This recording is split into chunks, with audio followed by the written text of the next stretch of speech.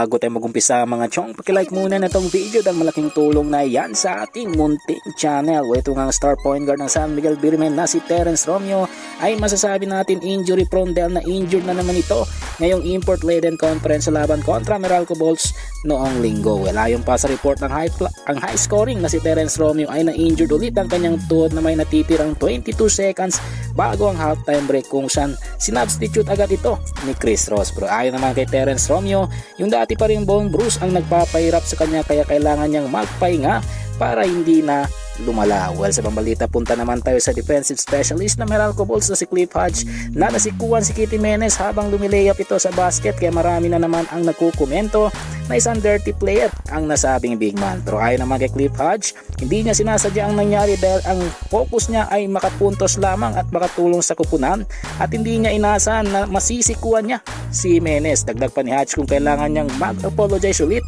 ay gagawin niya dahil hindi naman sinasadya ang nangyari.